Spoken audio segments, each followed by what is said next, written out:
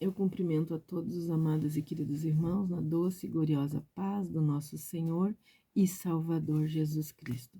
Continuamos então a nossa leitura, a nossa meditação no capítulo 24 do livro de Levíticos. No último capítulo nós falamos sobre as festas, sobre o maravilhoso método pedagógico, do nosso Deus para ensinar aquele povo e a nós sobre a salvação. E eu peço que o Senhor nos dê sabedoria e graça para que nós possamos ensinar ao povo de hoje, com essa alegria que o Senhor mandou que a gente ensinasse, que se a gente puder ensinar com toda essa alegria, com toda essa festa, mostrar realmente o caminho da salvação. Então vamos ao capítulo 24.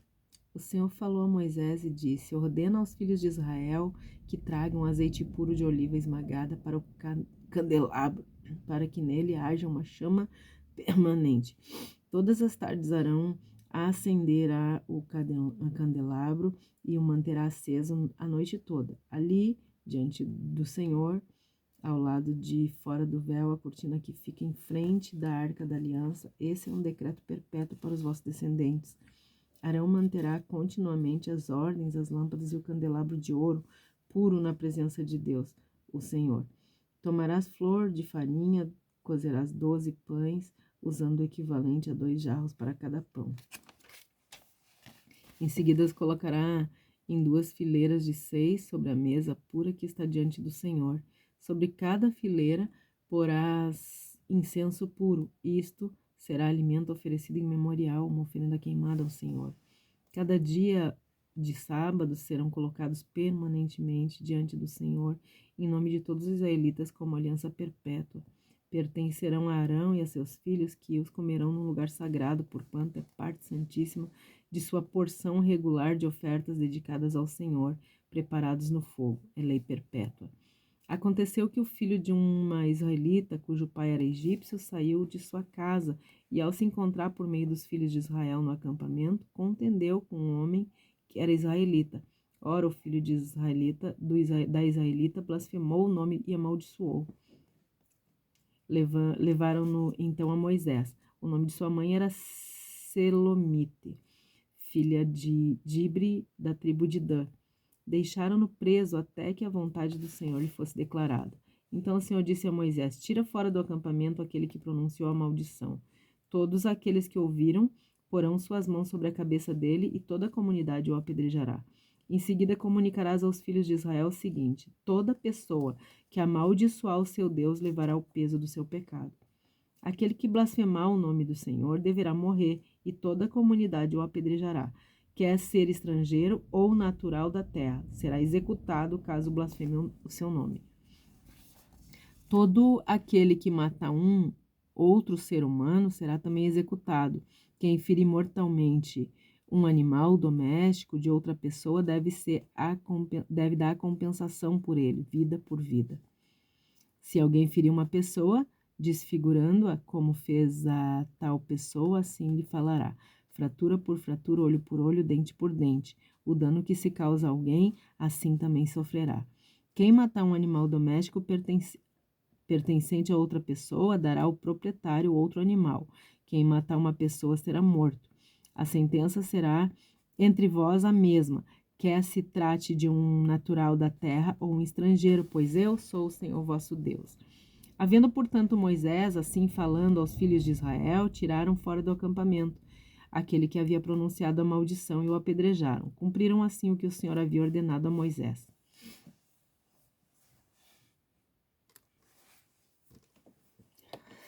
Todo aquele evangelho, todo o evangelho está ilustrado no santuário e nos serviços realizados no santuário. Todo o evangelho. O profeta Zacarias, ele fala da visão de um candelabro abastecido por 2 oliveiras, que faziam reverência aos olhos de Deus, abrangendo toda a terra. Depois, João, lá em Apocalipse, vai se referir também aos 7 Espíritos de Deus, com 7 olhos, revelando a onisciência, a onipresença de Deus. O autor da carta aos Hebreus também cita os 12 pães, que representavam as 12 tribos de Israel e os 12 apóstolos de Cristo. No santuário, cada símbolo é muito importante, porque Deus escolheu se revelar e revelar os seus planos para nós através de tudo isso. Pedro, na sua primeira carta, disse que os crentes são parte do sacerdócio real e, portanto, é muito importante que os sacerdotes conheçam os símbolos e os rituais do santuário, né? Jesus é o pão da vida, que desceu do céu para alimentar os herdeiros do reino de seu Pai. A carta aos Hebreus explica que a eternidade e o Espírito de Deus são representados pelo azeite, que é o que sustenta os cristãos durante as tribulações, durante as dificuldades, durante as angústias que a gente desafia, que a gente é desafiado todos os dias. A vida espiritual do povo de Deus é muito desafiada por todas essas tribulações e angústias. Mas é o azeite, é o Espírito Santo que nos sustenta nesses momentos e em todo o tempo, né?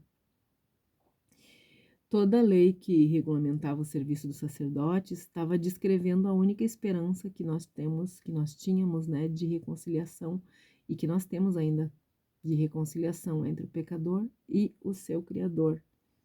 Então entendam isso, queridos, toda a lei que regulamentava o serviço dos sacerdotes, e ela parece pesada, né? Mas ela estava descrevendo a única esperança de reconciliação entre o pecador e o seu Criador. Os sacerdotes sabiam que adulterar o ritual significava rejeitar o plano da salvação elaborado por Deus e executado por Cristo e aplicado pelo Espírito Santo. As instruções aos pais para lidar com a rebeldia dos filhos é a instrução para quem proferisse blasfêmias e maldição. Quebrando o mandamento de Deus, foram dadas lá em Êxodo, né? E repetidas aqui em Levíticos. Inclusive, o capítulo 22 aqui, o capítulo 24, aqui ele...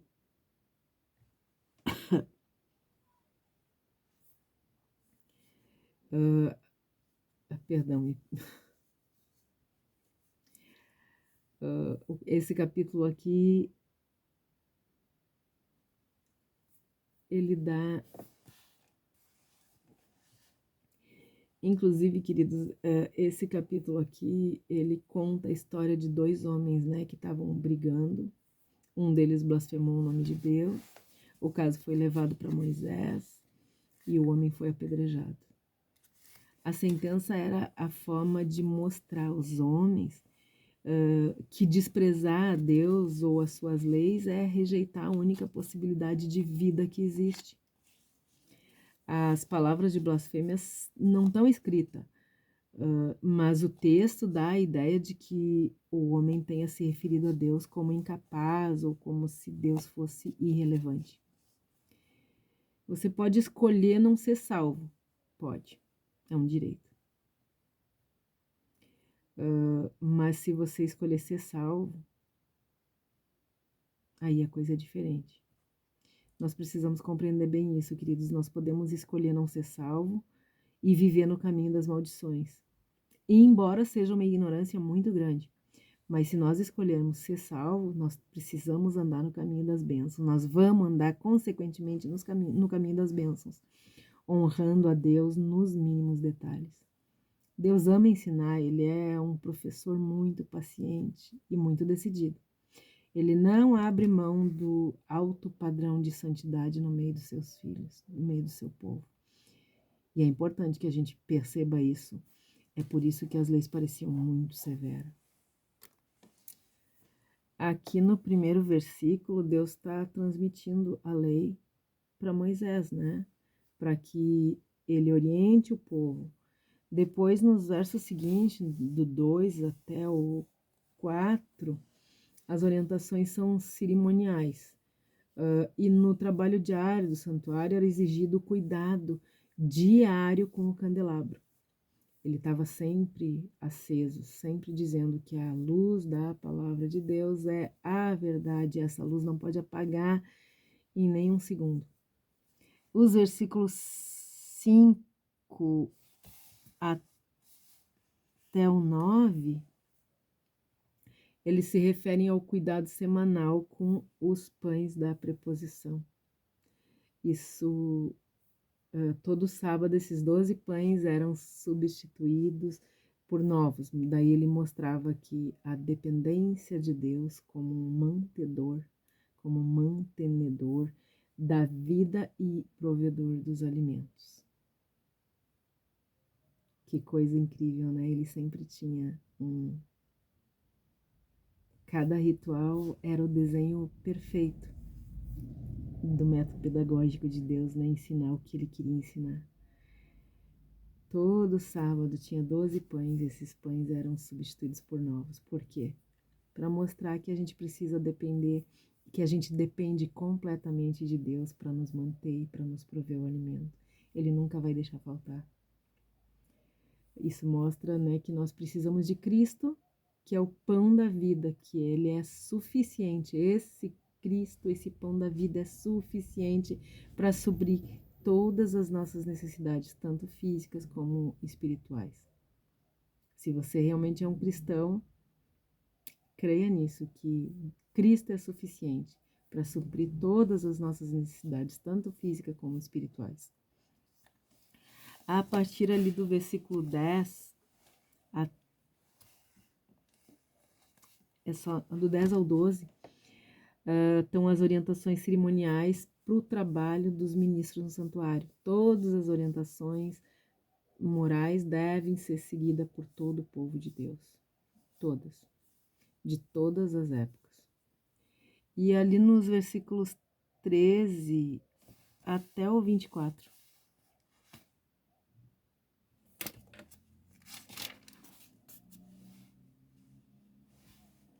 Até o 24, é? Até o final, do versículo 13 até o final, até o 23, Deus manda executar quem desrespeitar o seu nome. Para os que não conhecem a Deus e não reconhecem a sua santidade, né? E que amam o pecado, a sentença parece muito grave. Mas nós precisamos olhar com os olhos de quem reconhece a santidade e a justiça de Deus. E nesse caso nós vemos que o pecado sempre é muito grave e a sentença para o pecado sempre é a morte. Deus é bom, ele não é autoritário, mas santo, e não pode tolerar o pecado de jeito nenhum. O pecador é negligente, é irreverente, é irresponsável. E o pecado sempre prejudica o pecador e o que estão em volta na vida do pecador. E é por causa disso que Deus corta o mal pela raiz, para que ele não produza mais frutos. Mais uma vez eu digo, a lei parece muito severa, mas Deus precisava ser enérgico a ponto de mostrar para todo mundo que o que ele falava ele cumpria e que o que ele falava precisava ser cumprido, e ele precisava mostrar que ele realmente é intolerante com o pecado, para que o pecador não ficasse dando exemplo para outros e outros ficassem achando que que pecar não era um problema e que eles podiam ir pecando, que Deus compreenderia e estaria tudo certo. E é isso que a gente precisa entender hoje, queridos. Deus corta o mal pela raiz para que ele não produza frutos.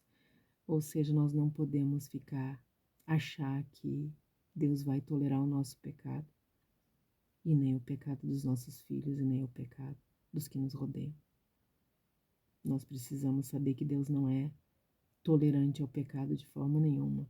É nós que precisamos ser reverentes e responsáveis a ponto de mostrar isso ao mundo com a nossa própria vida. Um forte abraço, Que Deus nos abençoe e nos guarde, que tenha misericórdia de todos nós, que perdoe os nossos pecados e que faça resplandecer o seu rosto sobre todos nós. Amém? E até o próximo capítulo.